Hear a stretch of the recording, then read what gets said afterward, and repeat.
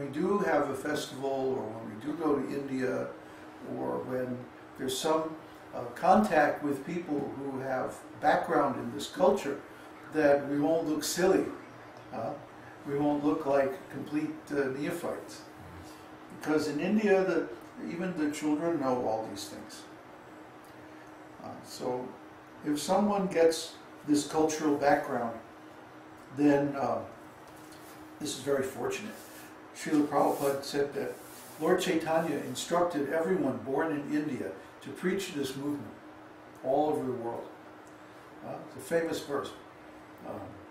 Bharata Bhumite Hoila. If you're born in India, then you have to teach this Bhagavat Dharma. And of course that means the system of religion or spiritual practice given in Srimad Bhagavatam. Bhagavat is short for Srimad Bhagavatam. And there's the book Bhagavat, and there's the person Bhagavat. The person who is living according to that book. See? And what is the first thing that Srimad Bhagavatam says? Well, first of all, it links itself with the Vedanta Sutra. Janmadhyasya yataha. Where from everything has come. Those are the opening words of Srimad Bhagavatam. Om Namo Bhagavate Vasudevaya. That's the invocation. And then Janmadhyasya yataha Vayadi Taritas Chachesva Vigyasvara. And so on and so on. Tene Brahma Hridaya Adikavaye Bhuyanti. That this source from which everything has come, this is the absolute truth. Okay. And what is our business? Simply to serve that absolute truth. And what is the quality of that service? This is discussed right in the beginning of Srimad Bhagavatam. Ahaituki apratihata means unmotivated and uninterrupted.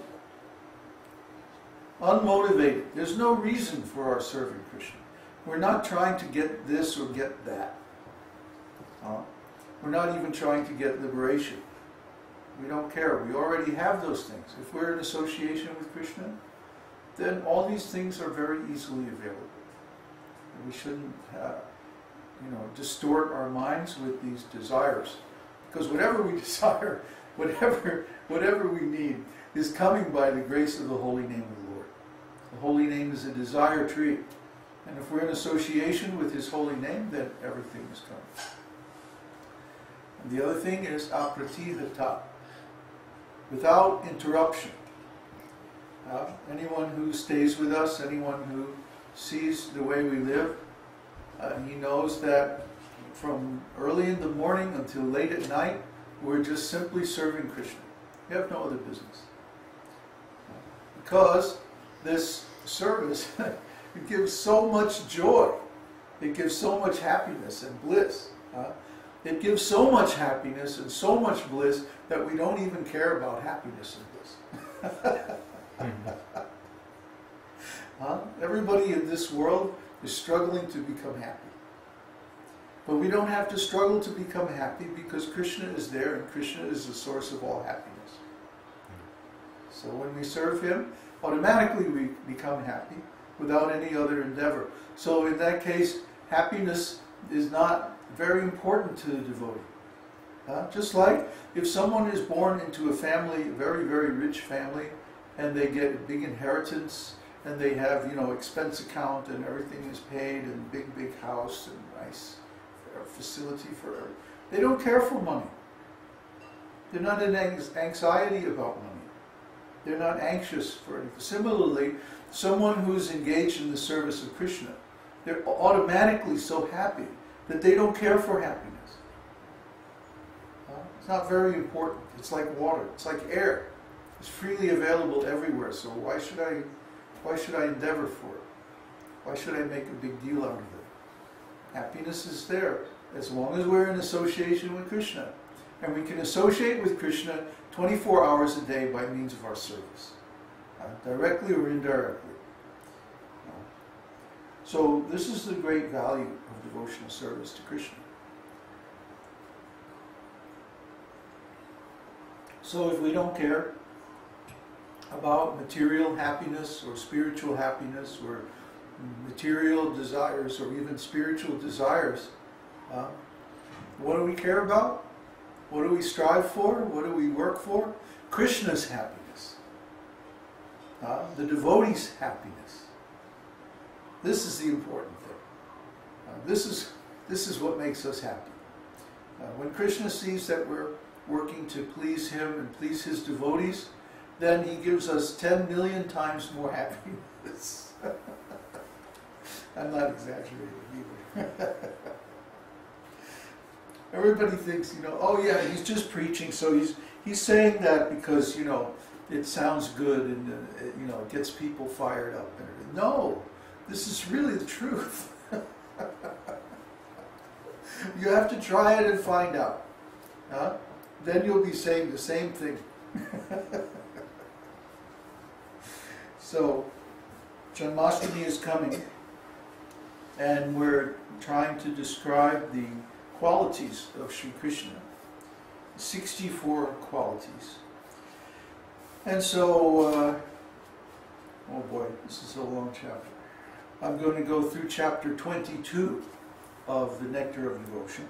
Last night we finished chapter 21. So we're going to pick up with number 31 of the qualities of Krishna. Heroic. A person who is very enthusiastic in military activities and expert in releasing different kinds of weapons is called heroic. Regarding Krishna's heroism in fighting, there is the following statement.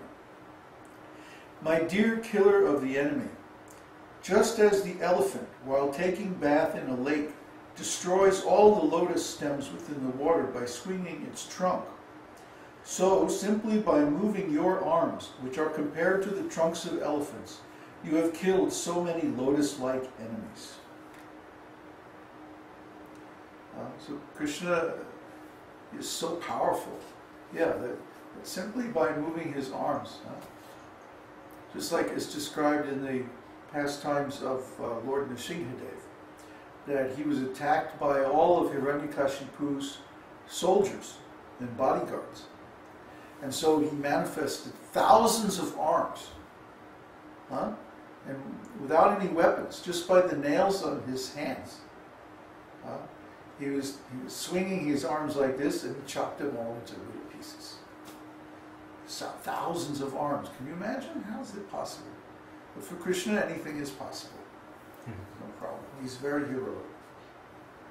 Regarding Krishna's expertise in releasing weapons, when Jarasandha and 13 divisions of soldiers attacked Krishna's army, they were unable to hurt even one soldier on the side of Krishna. This was due to Krishna's expert military training. This is unique in the history of military art. Have you ever heard of a battle where there were no casualties on one side and the other side was completely annihilated? I mean, it's unheard of. But it's there in the history of Krishna. And this is history. It's not mythology. It's not, somebody's idea or some made-up thing. But it's history. It's something that happened. It happened in India a long time ago. Of course, in the West, they have taken a tremendous energy and effort to suppress this knowledge and to bury all these truths. And when they do come out, then they call it mythology, mythology. It's only mythology. It's impossible. But God can do even the impossible. What's the problem for God? I remember trying to preach to Christians so many times. And we would say, Krishna, God appeared in this world 5,000 years ago. And they would say, that's impossible. Do you know what you're saying?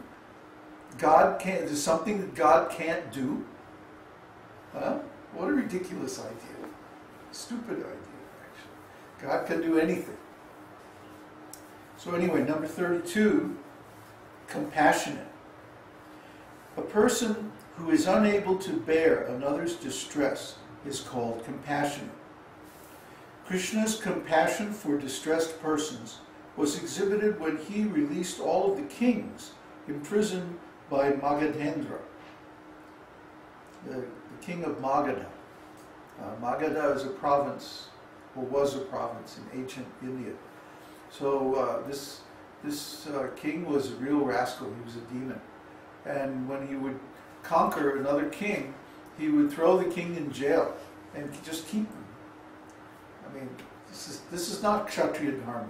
Kshatriya Dharma, the kings, even if they conquer one another, then they form an alliance, and the other king is not actually removed from his kingdom, but he becomes a subordinate of the conquering king. And another thing is that the citizens are never harmed in these wars. The soldiers fight, and whoever is the best one on the battlefield, they win, and they take whatever is left. But they don't hurt the citizens. They don't attack the cities.